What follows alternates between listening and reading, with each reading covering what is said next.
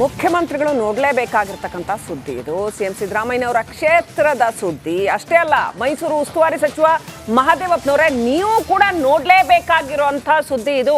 ನಿಮ್ಮ ಹುಟ್ಟೂರಿನ ಕಥೆ ವ್ಯಥೆಯನ್ನ ನಾವು ನಿಮಗೆ ತೋರಿಸ್ತಾ ಇದ್ದೀವಿ. ರಿಪಬ್ಲಿಕ್ ಕನ್ನಡ ಯಾವತ್ತಿಗೂ ಕೂಡ ಜನಪರ ನಿಸ್ವಾರ್ಥ ಸೇವೆ ನಮ್ಮ ಗುರಿ. ಸಿಎಂ ಕ್ಷೇತ್ರದಲ್ಲಿ ಸ್ಮಶಾನದಂತಿದೆ ಡಾಕ್ಟರ್ BR ಅಂಬೇಡ್ಕರ್ ವಸತಿ ಶಾಲೆ. ಸಮಾಜ ಕಲ್ಯಾಣ ಸಚಿವರು ಮಹದೇವಪ್ಪನವರು, ಇದೇ ಊರು, ಅವರದ್ದೇ ಊರು, ಮುಖ್ಯಮಂತ್ರಿಗಳ ಕ್ಷೇತ್ರ, ಸಿಎಂ ಅವ್ರದ್ದು ಇದೇ ಕ್ಷೇತ್ರ. ಆದರೂ ಕೂಡ ಅಂಬೇಡ್ಕರ್ ವಸತಿ ಶಾಲೆಗಳು ಅದು ಎಷ್ಟರ ಮಟ್ಟಿಗೆ ಕುಲಗಿಟ್ಟಿದೆ ಅನ್ನೋಂಥದ್ದು. ಶಾಲೆಗೆ ಮಸಿ ಬಳಿಯಲಾಗಿದೆ. ವಸತಿ ಶಾಲೆ ಮಂಜೂರಾಗಿ 7 ವರ್ಷ ಆದ್ರೂ ಕೂಡ ಕಟ್ಟಡವೇ ನಿರ್ಮಾಣ ಆಗಿಲ್ಲ. ಶಾಲೆಯ ಶೌಚಾಲಯ ಸಂಪೂರ್ಣ ಗಬ್ಬೆದ್ದಿದೆ, ಕಿಟಕಿ ಬಾಗಿಲುಗಳು ಮುರಿದು ಬಿದ್ದಿದ್ದಾವೆ.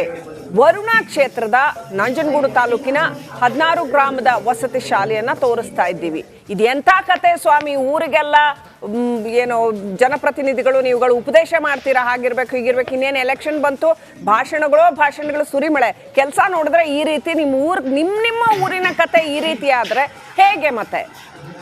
ಮೋಸ್ಟ್ಲಿ ಮಹದೇವಪ್ಪನವರು ಮಗನಿಗೆ ಟಿಕೆಟ್ ಕೊಡಿಸೋದ್ರಲ್ಲಿ ಬ್ಯುಸಿ ಆಗ್ಬಿಟ್ಟಿದ್ರು ಅಂತ. ಎಕ್ಸಾಕ್ಟ್ಲಿ.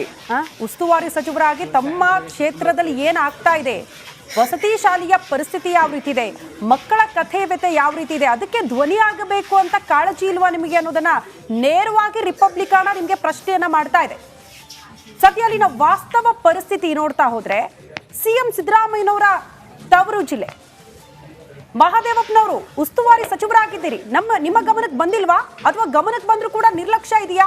ಚುನಾವಣೆಯಲ್ಲಿ ಬಿಸಿ ಇದ್ದೀನಿ, ಆಮೇಲೆ ನೋಡ್ಕೊಳ್ಳೋಣ ಬಿಡಿ ಅಂತ ಮಕ್ಕಳ ಜೀವದ ಜೊತೆ ಚೆಲ್ಲಾಟ ಮಾಡ್ತಿದ್ದೀರಲ್ಲ, ಏನ್ ಹೇಳ್ಬೇಕು ನಿಮ್ಗೆ?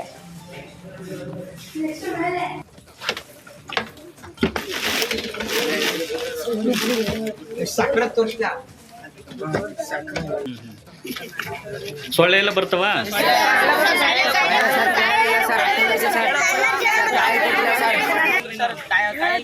ಯಾವ ಕೈಲ ಹೋಗಿ ಬೋದ್ ಕಳಿ ಸರ್ ಕೊಡ್ತೀವಿ ಅಂತ ಹೇಳಿ ಸರ್, ಕೊಡೋದೇ ಇಲ್ಲ ಸರ್. ಒಂದು ತಿಂಗಳಾದ್ರೂ ಕೊಡೋದಿಲ್ಲ ಸರ್, ಕೊಡ್ತಿಲ್ಲ ಸರ್. ಇತ್ತೀಚೆಗೆ ನಮ್ಗೆ ಟಾರ್ಗೆಟ್ ಮಾಡೋದು ಸರ್. ಇನ್ನೊಂದ್ ಸ್ವಲ್ಪ ದಿನ ಇರ್ತೀರ, ಏನಕ್ಕೆ ಕಾಯಿಲು ಅಂತ ಕೇಳ್ತಾರೆ ಸರ್.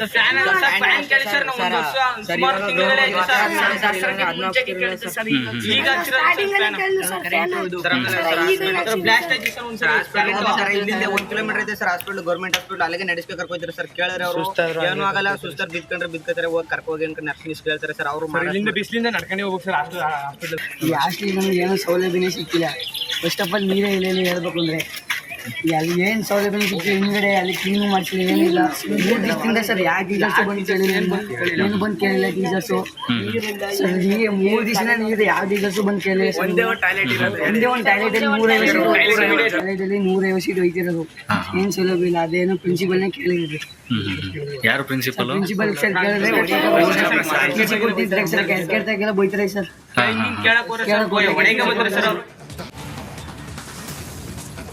ದೀಪದ ಬುಡದಲ್ಲೇ ಕತ್ಲು ಅಂತಂದ್ರೆ ಇದೇನೆ.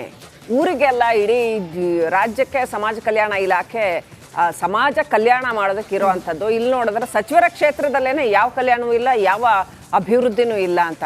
ಮತ್ತೆ ನೀನು ಡಾಕ್ಟರ್ BR ಅಂಬೇಡ್ಕರ್ ಅವರ ಹೆಸರನ್ನ ನೀವು ಅದೆಷ್ಟು ರಾಜಕಾರಣಕ್ಕೆ ಬಳಸ್ಕೊಂಡು ಅದೆಷ್ಟು ಸ್ವಾರ್ಥಕ್ಕೆ ಬಳಸ್ಕೋತೀರಿ, ಆದ್ರೆ ಅವರ ಹೆಸರಿಗೆ ಒಂದು ತೊಟ್ಟು ಗೌರವ ಕೊಡಲ್ವಲ್ರಿ? ಗೌರವ ಕೊಟ್ಟು ನೀವು ಸಮಾಜ ಕಲ್ಯಾಣ ಇಲಾಖೆಯಿಂದ ಆ ಮಕ್ಕಳನ್ನ ನೋಡಿದ್ರೆ ಅಯ್ಯೋ ಅಂತ ಅನ್ಸುತ್ತೆ. ಅಭಿವೃದ್ಧಿ ಮಾಡಿಲ್ಲ. ನಿಮ್ಮ ಕ್ಷೇತ್ರದಲ್ಲಿ ಈ ಪರಿಸ್ಥಿತಿ ಆದ್ರೆ ಇನ್ನೇನು? How far you have taken as granted ಜನಗಳನ್ನ? ನಡೆಯುತ್ತೆ, ಹೆಂಗಿದ್ರು ನಡೆಯುತ್ತೆ. ಆ ಪುಟ್ ಮಕ್ಕಳ ಪರಿಸ್ಥಿತಿ, ಒಂದು ಬಾತ್ರೂಮ್ ಇದೆ ಅಂತಾರೆ ಅವರು.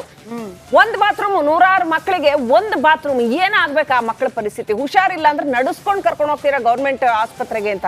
ಬಿರುಕು ಬಿಟ್ಟಿದೆ ಅವ್ರು ಇರ್ತಕ್ಕಂಥ ಆ ಕಟ್ಟಡ. ಅಲ್ಲಿ ನೋಡಿದ್ರೆ ಆ ಒಂದು ಸ್ವಲ್ಪನೂ ಸ್ವಚ್ಛತೆ ಅನ್ನೋದಿಲ್ಲ. ಓಕೆ, ಇನ್ನಷ್ಟು ಅಪ್ಡೇಟ್ ಪಡ್ಕೊಳ್ಳೋಣ. ಸ್ಥಳದಿಂದ ನಮ್ಮ ಪ್ರತಿನಿಧಿ ವಿನೋದ್ ನೇರ ಸಂಪರ್ಕದಲ್ಲಿದ್ದಾರೆ. ವಿನೋದ್, ಎಳೆಯಾಗಿ ಬಿಚ್ಚಿಡಿ, ಅಲ್ಲಿ ಏನ್ ಪರಿಸ್ಥಿತಿ ಇದೆ ಅನ್ನೋದನ್ನ. ಮಹದೇವಪ್ಪನವರೇ, ನಿಮ್ಗೆ ಚಿಕ್ಕ ಮಕ್ಕಳು ಇಷ್ಟು ಅನುಭವಿಸ್ತಾ ಇರೋದನ್ನ ನೋಡಿದ್ರೆ ಬೆಳಗ್ಗೆ ಅದ್ ಹೆಂಗೆ ಗಂಟ್ಲಲ್ಲಿ ತುತ್ತು ಇಳಿಯುತ್ತೆ ಸರ್?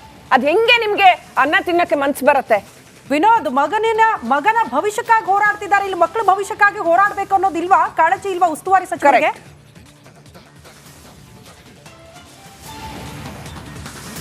ಶ್ರುತಿ, ನಿಜಕ್ಕೂ ಕೂಡ ಏನು ಬಡವರ ಮಕ್ಕಳಿಗೆ ಒಳ್ಳೆಯ ಶಿಕ್ಷಣ ಸಿಗಬೇಕು ಅಂತೇಳಿ ಕರ್ನಾಟಕ ಸರ್ಕಾರ ಪ್ರತಿ ವರ್ಷವೂ ಕೂಡ ಕೋಟ್ಯಾಂತರ ಹಣವನ್ನು ಖರ್ಚು ಮಾಡುತ್ತೆ.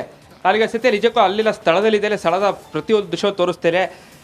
ಆದರೆ ಈಗಾಗಲೇ ಮಕ್ಕಳುಗಳು ಎಲ್ಲರೂ ಕೂಡ ಶಾಲೆಗೆ ತೆರಳಿದ್ದಾರೆ. ಅವರಿರುವಂತಹ ವಸತಿ ದೃಶ್ಯವನ್ನು ತೋರಿಸ್ತಾ ಇಲ್ಲಿ. ಈಗ ನೋಡ್ತಾ ಇರುವಂಥದ್ದು ಇದು ಡಾಕ್ಟರ್ ಎಸ್ ಸಿ ಮಹದೇವಪ್ಪ ಅವರ ಹುಟ್ಟೂರು. ಇದು 16 ಗ್ರಾಮದಲ್ಲಿ ಇದು ಡಾಕ್ಟರ್ BR ಅಂಬೇಡ್ಕರ್ ವಸತಿ ಶಾಲೆ. ಇದು ನಿಜಕ್ಕೂ ಕೂಡ ಈ ಒಂದು ಶಾಲೆಯಲ್ಲಿ ಕೇವಲ ಒಂದು 40 ರಿಂದ 50 ಜನರಿಗಷ್ಟೇ ವಾಸ್ತವ್ಯವನ್ನು ಮಾಡೋದಕ್ಕೆ ಸ್ಥಳಾವಕಾಶ ಇದೆ.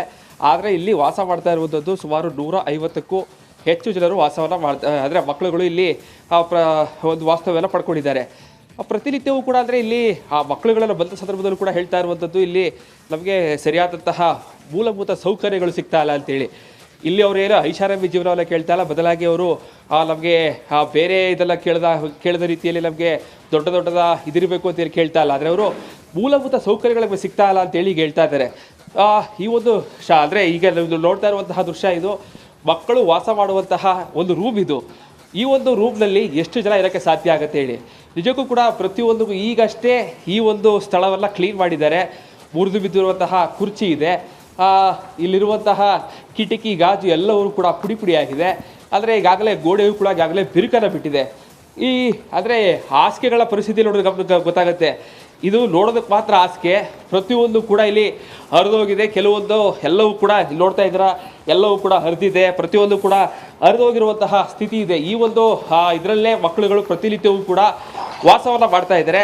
ಅವರು ನೀವು ನೋಡ್ತಾ ಇರುವಂತಹ ಈ ನೆಲವನ್ನು ನೋಡೋದು ಗೊತ್ತಾಗುತ್ತೆ ಎಷ್ಟು ದಿನ ಆಗಿದೆ. ಈ ಒಂದು ನೆಲವನ್ನು ಒರೆಸಿ ಪ್ರತಿಯೊಬ್ಬರು ಕೂಡ ತಮ್ಮ ಮನೆಯನ್ನು ಇದೇ ರೀತಿ ಇಟ್ಕೊಳ್ತಾರಾ ಅನ್ನೋದು ಪ್ರಶ್ನೆ ಈಗ ಕಾಡ್ತಾ ಇರುವಂಥದ್ದು. ಇಲ್ಲೋ ಅವ್ರು ಊಟ ಮಾಡುವಂತಹ ಸ್ಥಳ ಕೂಡ ಯಾವ ರೀತಿ ಒರೆಸಿದ್ರು ಕೂಡ ಆ ಬಣ್ಣ ಮಾತ್ರ ಹೋಗೋದಕ್ಕೆ ಸಾಧ್ಯ ಇಲ್ಲ. ಆ ರೀತಿಯಾದಂತಹ ಪರಿಸ್ಥಿತಿ ಇಲ್ಲಿರುವಂಥದ್ದು. ಇದು ಊಟ ಮಾಡುವಂತಹ ಸ್ಥಳ ಅಂತಂದರೆ ಈಗಾಗಲೇ ಎಲ್ಲ ಮಕ್ಕಳು ಕೂಡ ಬೆಳಗ್ಗೆ ತಿಂಡಿಯನ್ನು ತಿಂದು ಹೋಗಿದ್ದಾರೆ. ಇಲ್ಲಿ ಒಂದಷ್ಟು ಹಾಕಿದ್ದಾರೆ ಬೆಡ್ಗಳು ಕೂಡ ಸಾಕು ಅದೇ ರೀತಿಯಾದಂತಹ ಪರಿಸ್ಥಿತಿಯಲ್ಲಿದೆ.